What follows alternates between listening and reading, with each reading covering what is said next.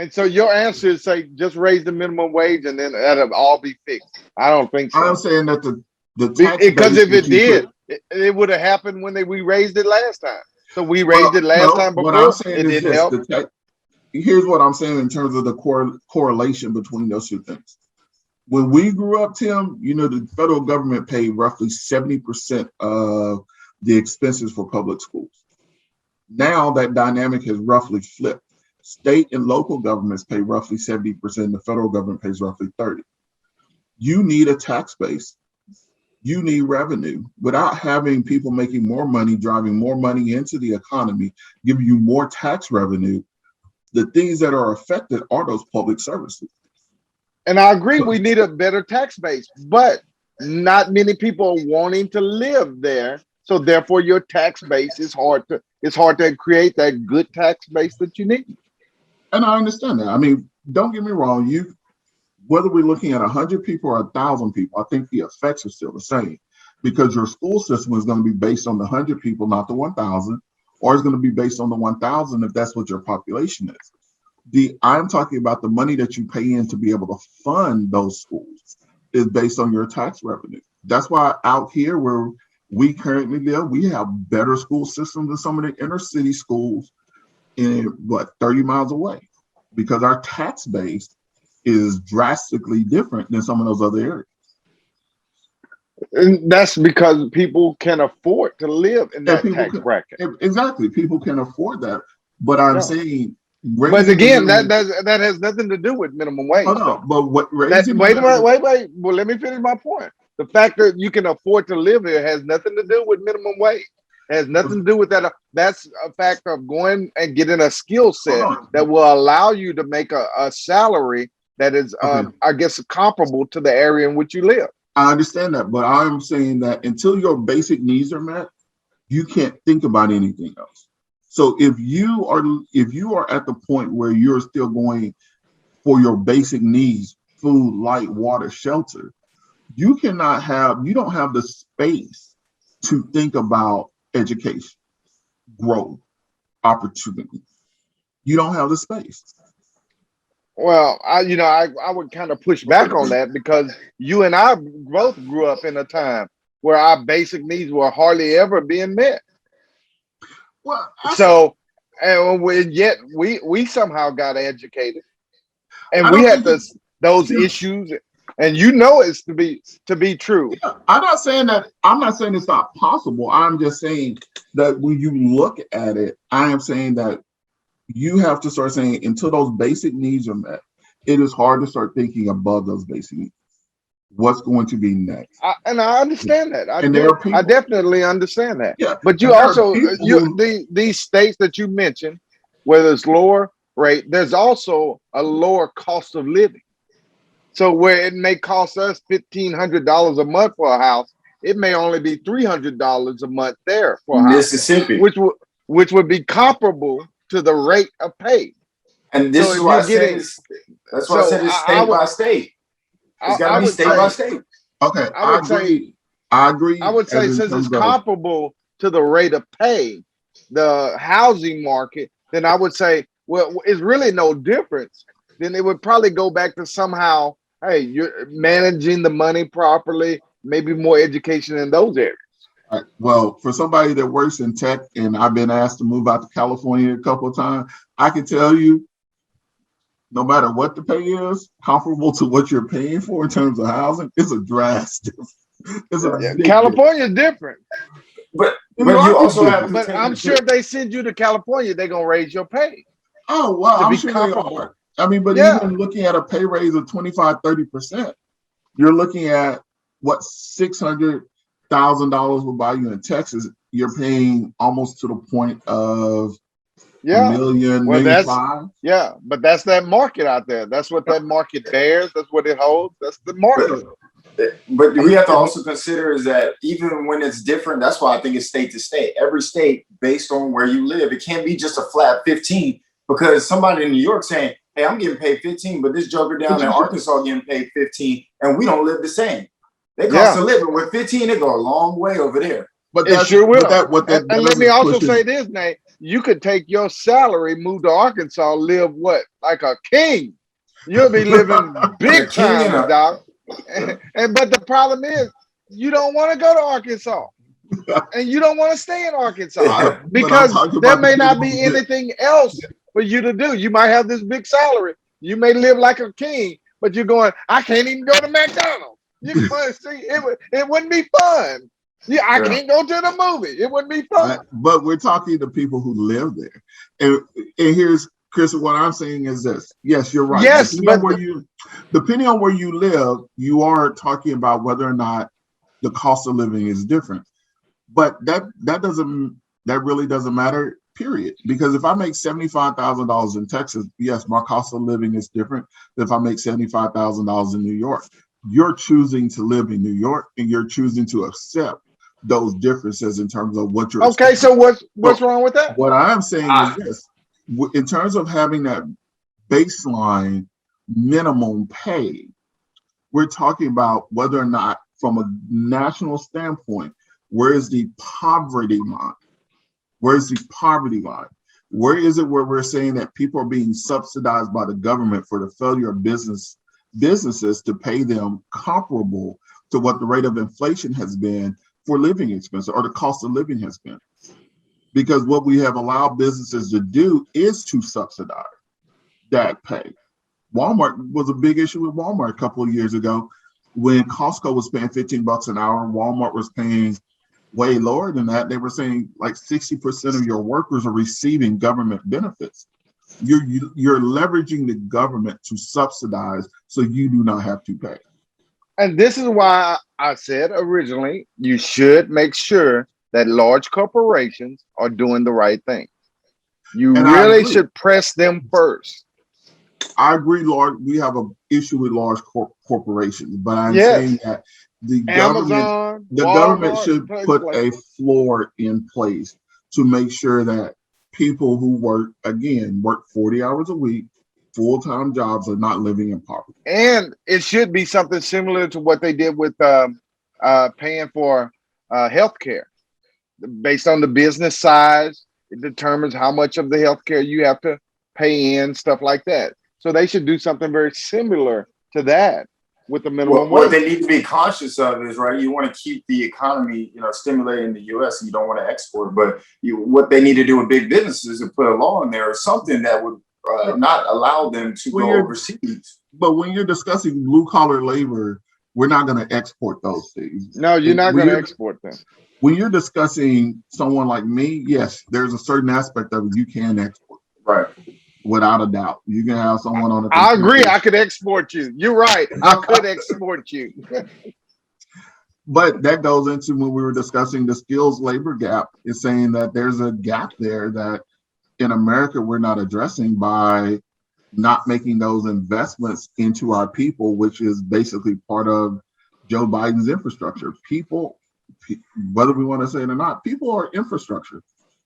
That education system, that's infrastructure. Okay. Broadband, that's infrastructure. It's a requirement now in our Hmm. society. And Yes. Matter of fact, I saw on the news where it is going to be a requirement where everybody has internet or access to internet, yeah, even low income families.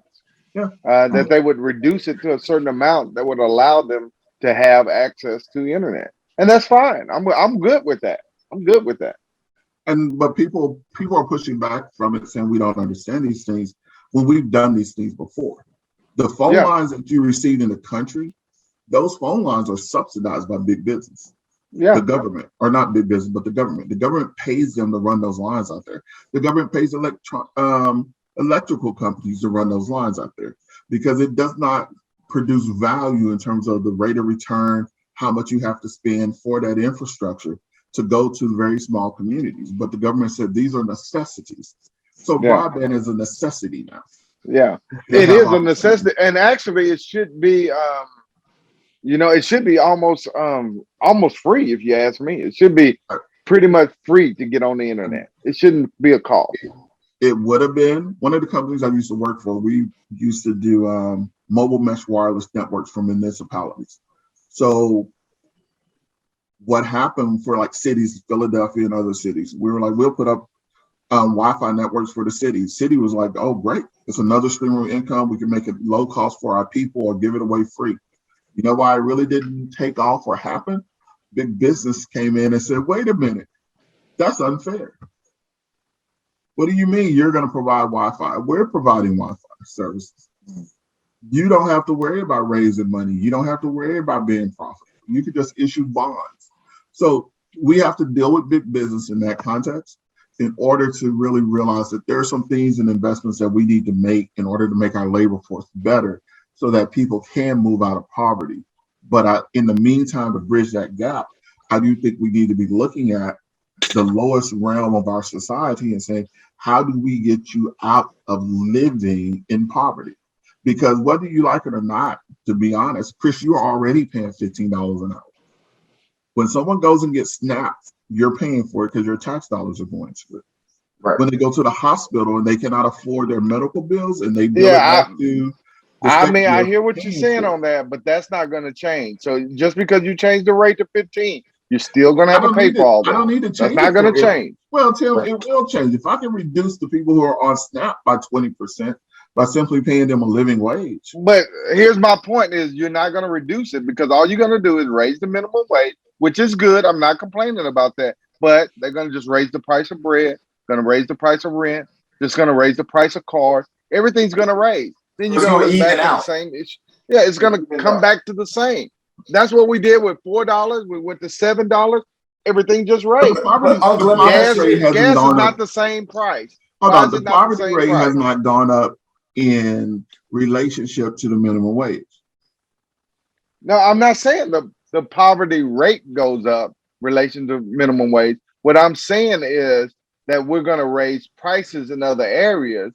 That if 15, what you could buy for 7, now you need $15 to buy. Just like when you used to buy gas for $1. If gas was $1 a gallon, now it's $3 a gallon. Guess what? They just raised the price.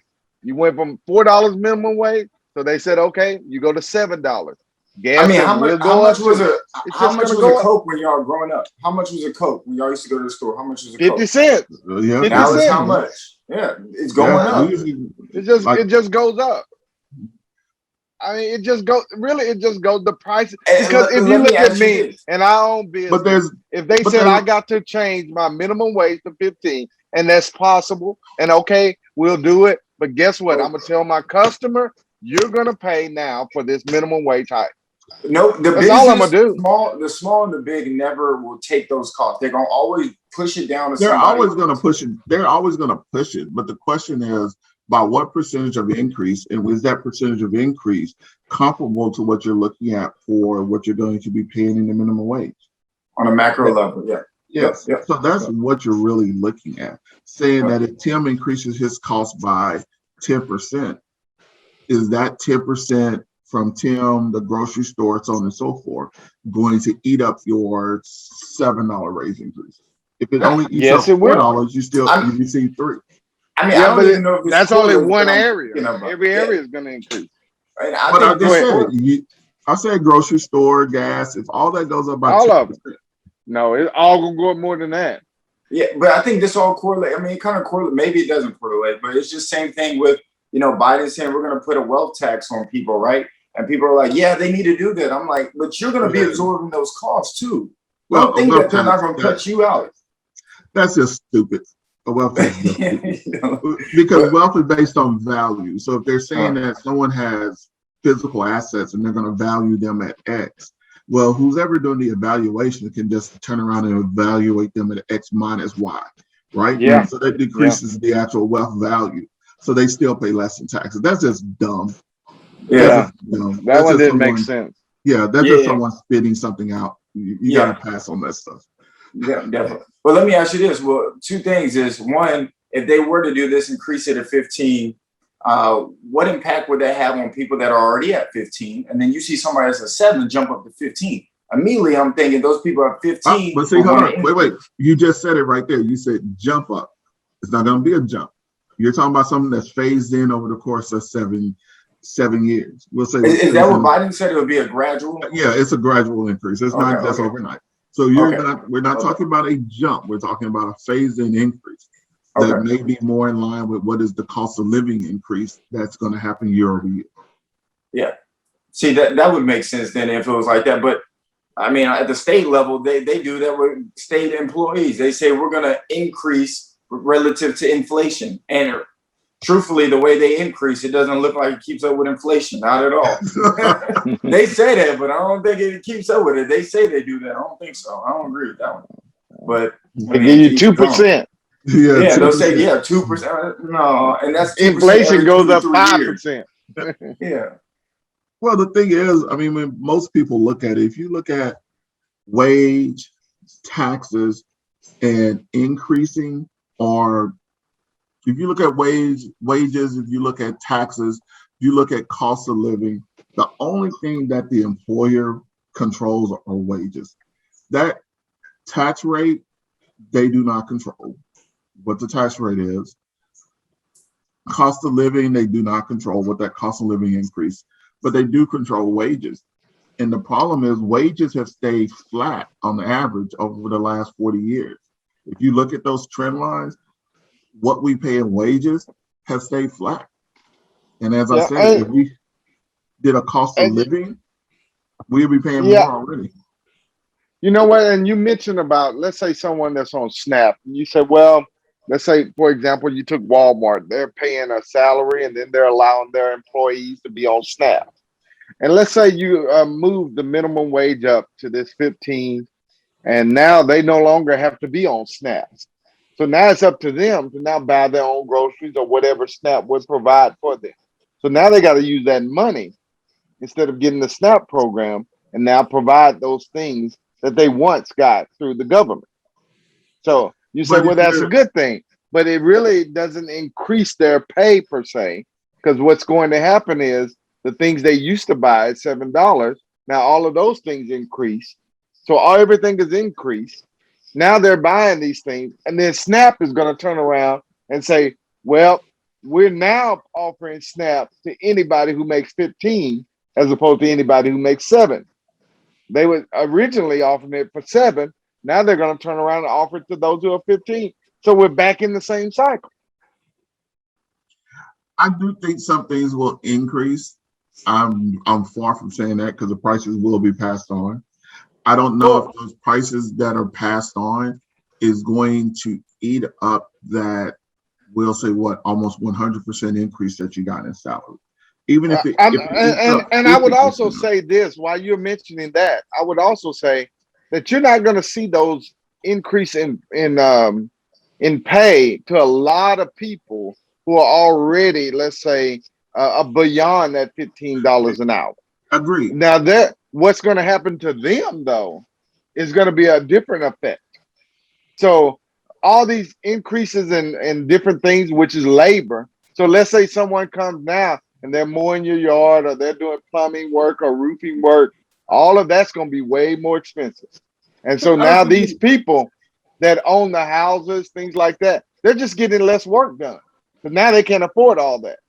So now it's just things just trickle Well, down. They Tim, just you're trickle thinking down a about, well, different hold way. on. You're thinking about it in a static nature. You're saying that the people in the houses over the next 4 years would not have any additional income from raises and things to that nature to be able to offset the actual increase in pricing that may come from increasing the labor costs downstream at Correct. the labor. I don't necessarily. I hope. Well, I hope I get a raise every year, so I don't necessarily think that's I'm going not to saying happen. you won't get a raise, but what I'm saying is all the prices are going to go up. They're going to go up faster than your raise. So you're going to feel that crunch as well. So And if most you people think ain't you're getting not No, going wait, to, wait, raises. hold on. Most If you companies ain't make getting raises. seven, huh? Most companies ain't getting a raise. Most people ain't getting wage increases that much or bonuses. yeah, Most majority of Americans are not getting that. If you get a they're three, not getting that. I mean, But not. if you get a 3% raise year over year, you're looking at probably a total increase for your base salary over the next 5 years at what, about 17, 18%?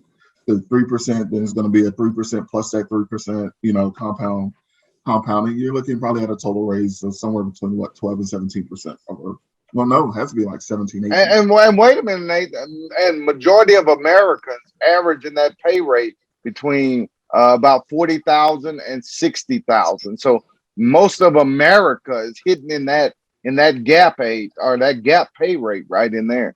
So if that's where most of America hits, and that's beyond the 15 an hour, that's where the pain's gonna happen. See, if you make over 100,000, you probably won't even feel it. It probably won't be a big deal to you. But if you make below, you're gonna feel it. You're gonna feel it real good. And if you make below $15 an hour, you're gonna feel it because you get the increase. But if you are in that, I guarantee you that 40 to the 100,000 range, that's where they're gonna hurt.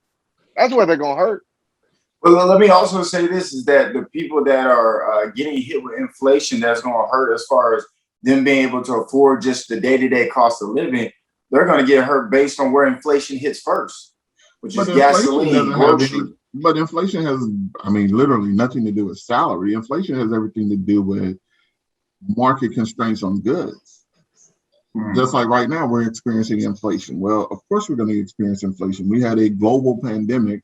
The global supply lines have been all reduced, and it's going to take the global supply lines some X amount of time to get back to pre-pandemic production. And every major nation state is now competing for those same resources that are strained because production has been strained globally. You know, we're not like some of these South Americans, some of these African nations where we're paying $10,000 for local bread because in the middle of a stable economy globally. I mean, right now we're having inflation just simply because supply chains are strained, period. And we're all competing Right, for the same resources.